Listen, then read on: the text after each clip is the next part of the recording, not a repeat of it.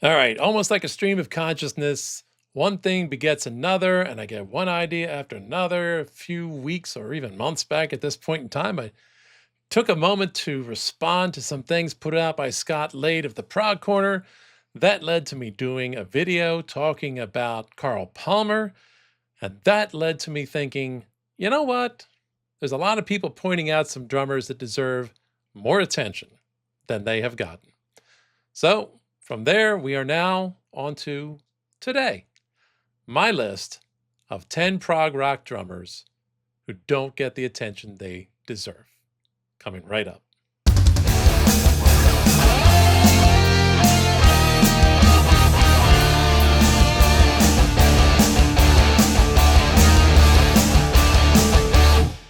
Hey, Prog Noggins, welcome to Bleeding Edge. I am Dave. Thank you for joining me.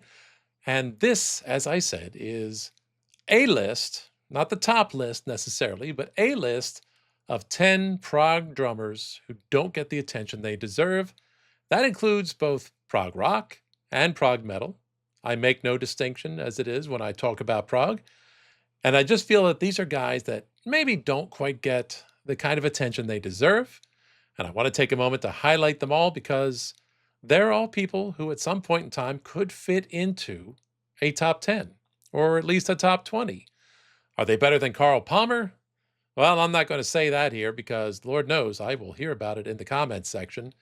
Do I think they are? Probably not. Depends on the day.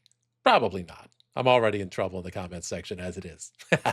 So let us get started. And of course, we're going to lead off with a guy who is a legend in his own right, but just doesn't seem to get that level of recognition.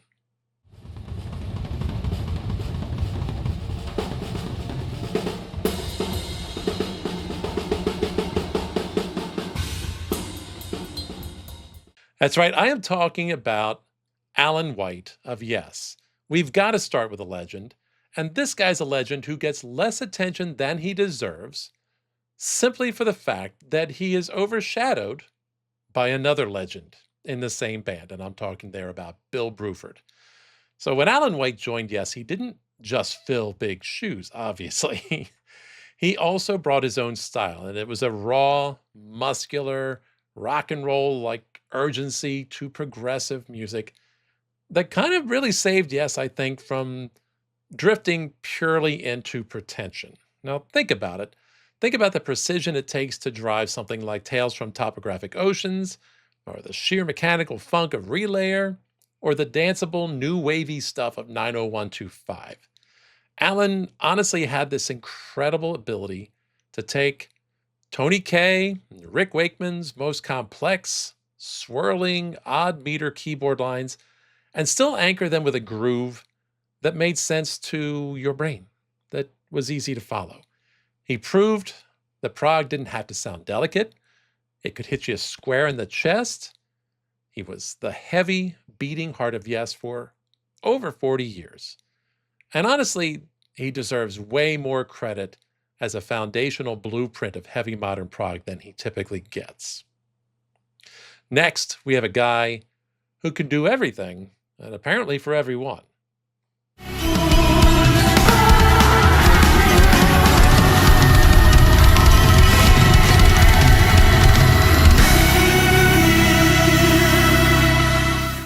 Now, the guy I'm talking about is Darby Todd. And if you've been to a Devin Townsend show recently, there's a very, very good chance you have seen Darby back behind the kit, tearing it to shreds with a giant smile on his face.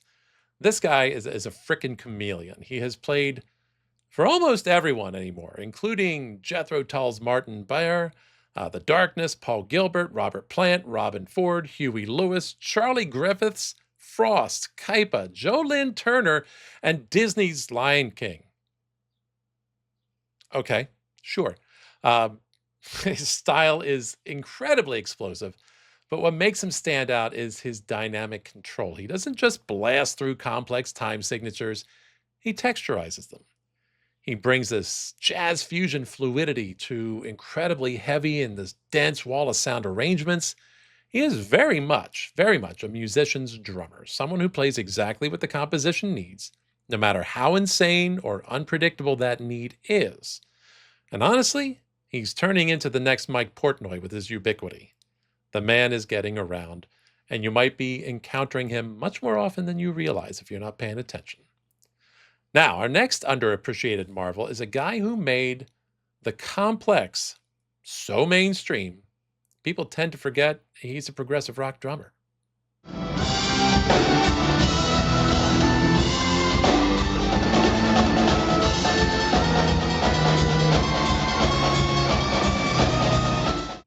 Now, when people actually think of Kansas, they usually think of massive vocal harmonies, soaring violins. But if you honestly sit down and pay attention and isolate what Phil Ehart is doing back there, your mind's going to melt. Phil is one of the ultimate unsung heroes of American prog, and tracks like Carry On Wayward Son, that we probably every single one of us knows, even those that don't realize it's prog, or Miracles Out of Nowhere are just masterclasses in sneaky, odd time playing.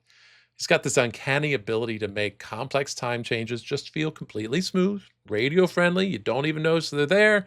His fills are incredibly crisp. They're orchestral, march-like, yet they carry this classic rock swing that just keeps the music driving forward and feeling like it's not lost touch with its rock and roll roots. And he didn't rely on massive, flashy solos. He built a solid gold rhythmic foundation that made complex symphonic rock accessible to millions. There's a reason why pretty much every single person I knew in high school and college had a copy of Kansas's greatest hits. It's the way it is, and he made that happen. Now, let's get into a little bit of death metal with a legend who currently drives the beat for a band that's a little bit, well, maybe more accessible.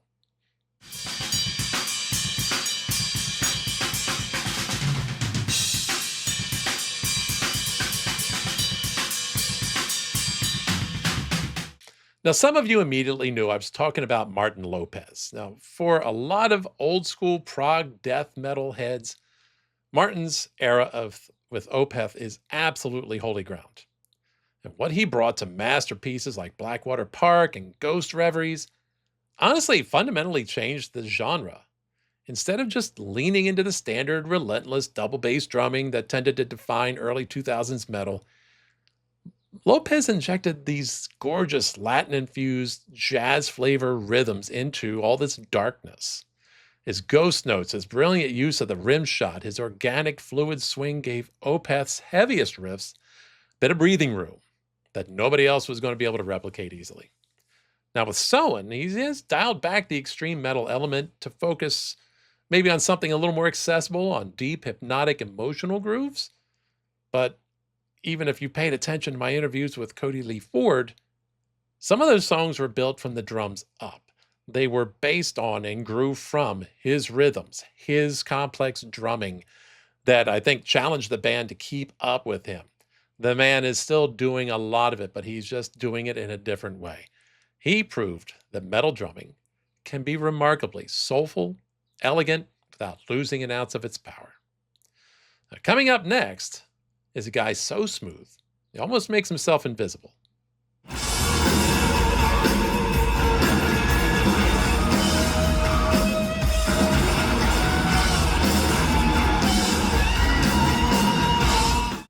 Now, let's be honest, neo-prog doesn't necessarily always get the love it deserves, although I think it's better these days than it used to be. And Ian Mosley of Marillion is one of the poster children for that neglect by relationship. Now, he joined Marillion in the mid-'80s, but he quickly became that kind of quiet anchor for the entire band. He doesn't play with hyper-technical flash, and doesn't do the modern prog metal guy thing. That's exactly, honestly, why I think the man is a genius. His style is all about serving the emotional arc of the song. He plays these beautiful rolling tom fills, maintains this pristine hi-hat crispness that builds tension perfectly before just letting the song explode into the next Steve Rothery guitar solo. And you pair him with a bassist who so tastefully drives Marillion's sound with his playful counterpoint bass lines. The guy I'm talking about is Pete Trewavas, and you've got one of the best rhythm sections in the business, period.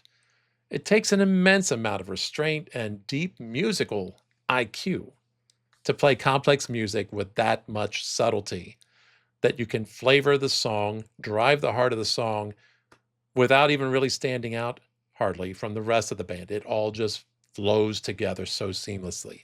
If you want to hear a masterclass in taste and dynamic phrasing, you go listen to Misplaced Childhood. Or, well, really, honestly, damn near anything Marillion has done, period. Now, our next drummer is a key player in one of the most important prog bands out there, and still doesn't seem to get enough love.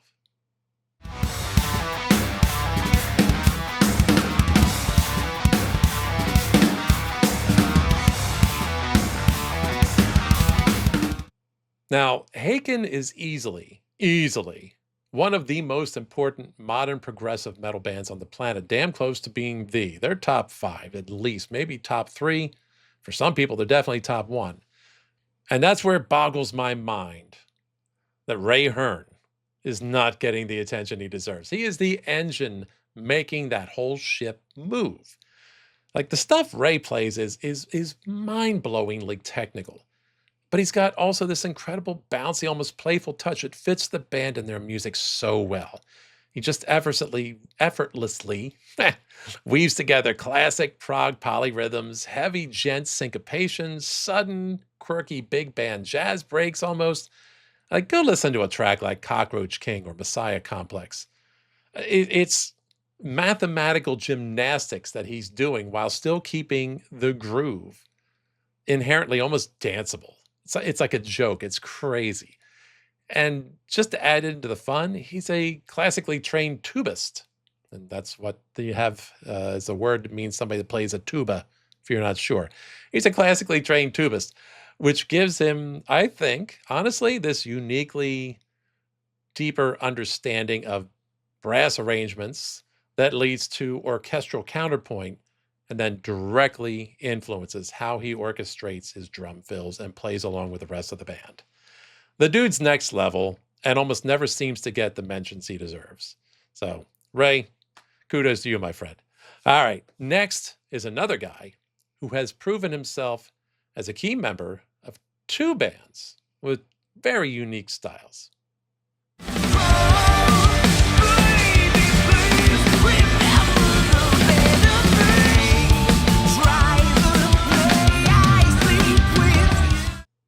The guy I'm talking about here is Josh Eppard of Coheed and Cambria, and also formerly of 3. And he might just be the groove king of modern progressive rock. Like, Coheed and Cambria's music is this like sprawling sci-fi concept epic. And Josh manages to keep it entirely grounded with some of the filthiest, hardest hitting pocket playing in the business. And what makes him so legendary among drummers is unbelievable right foot. It might be Guinness Book worthy. I don't know. See, most of these guys are doing the double bass lines and stuff like that with 2 feet. He's doing it with 1 foot. He's playing wildly intricate, rapid fire, double bass style patterns with a single bass drum pedal. All at the same time that he's locking into a heavy hip hop influenced groove with his hands and smiling all the way. The man loves what he's doing. I've never seen a drummer playing live who looks so joyful. And just listen to tracks like In Keeping the Secrets of Silent Earth 3 or The Willing Well. They'll show you exactly how he bridges the gap between massive, catchy pop rock hooks, hard words to say, catchy pop rock hooks, and dizzying progressive arrangements. He brings us just raw emotional attitude to prog. You just can't teach that stuff. The man's a beast. So, moving on, next, that brings us to a guy who probably has inspired prog and grunge artists in equal measure. Some of you know exactly who I'm talking about.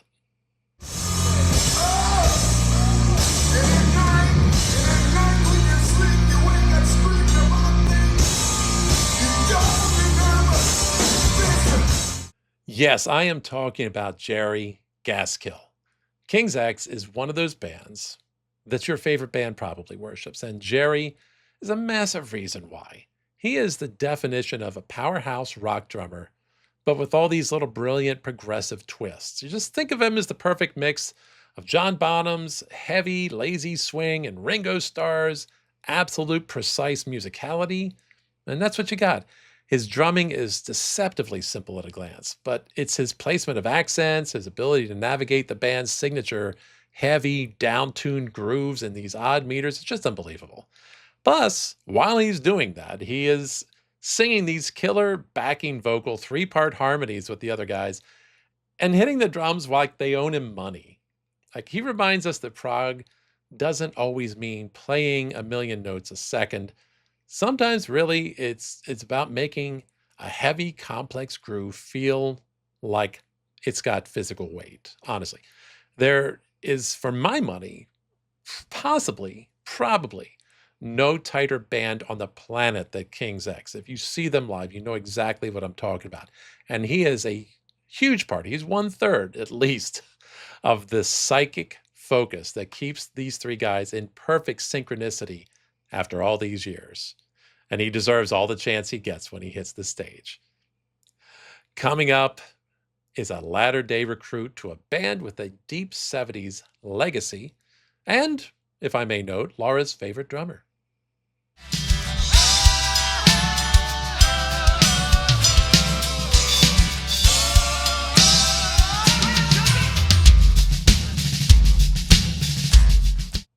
Look, honestly, if you only know Styx from their classic 70s radio hits, I get it. You're probably missing out on one of the most technically gifted drummers alive today.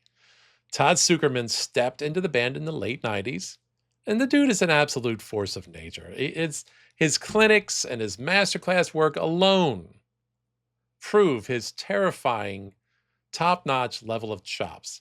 And the way he applies all that world-class jazz and fusion and rudimental technique into huge progressive stadium rock is just a sight to behold. It's amazing. He elevates every single track with these ultra precise, blistering fills, mind bending linear patterns, and pristine, simple work.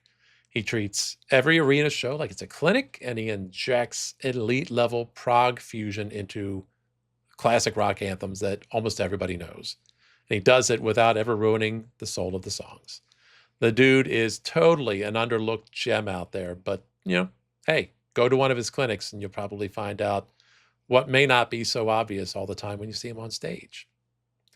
Finally, to wrap things up, we conclude with a guy responsible for helping to build one of the prog metal titans of the 21st century.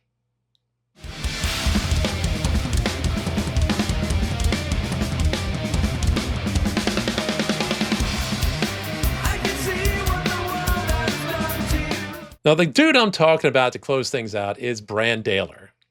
And why Brand is not getting the attention he deserves most of the time, I don't know. Mastodon is a massive band, no pun intended. And Brand is still not getting sufficient credit for basically redefining what heavy metal drumming could be in the 21st century. Instead of just relying on the typical machine gun double bass walls, he plays the drums like they're a lead instrument. His style is relentless, it's dizzying, it's a cyclone of 70s jazz fusion fills, and they're orchestrated across the toms, crisp, snappy snare. It's chaotic, it's emotional, and it is heavily influenced by Phil Collins and his early Genesis work, by the way. And on top of that, he's busy managing all this hyperkinetics, nonstop linear fills, and all this other stuff going on while he's singing lead vocals on some of the band's most melodic and complex songs. Go figure. It is a completely mind-boggling level of multitasking. And the dude's pretty damn funny, too. If he's still doing cameos, I recommend him highly. So, there we go. That is the list. These are the guys that, for me, first came to mind as maybe most criminally overlooked. Not saying it's a top 10, because I know there are more out there. Matter of fact, I may have a second list coming down the road. But for me right now, these are the guys that stood out the most as, why the hell don't they get more attention? Why don't they get more accolades? I don't know. What do you think? Do you think these guys deserve to be here? Do you think they are as overlooked as you think? Who else do you think is overlooked and maybe should be on the next list I put out? Leave your thoughts in the comments. I'll be very happy to hear all of them. Nobody from Carl Palmer's camp needs to criticize me for suggesting any of these guys could maybe fit on a list ahead of him. I didn't mean it, I promise, I swear. Meanwhile, take a moment while you're doing the commenting, drop a like, subscribe, join along for my proggy adventures in the future, take a look at the Bleeding Edge shop, or buy me a coffee if that makes you happy and you feel like you want to support the channel. The best thing you could do really right now is subscribe, because we want to get this thing finally over that 1,000 subscriber hump as soon as possible. In the meantime, keep an eye out for the next stuff we've got coming out on Bleeding Edge. And until then, hang loose, never fear to deviate from the norm, and as always, keep it prog.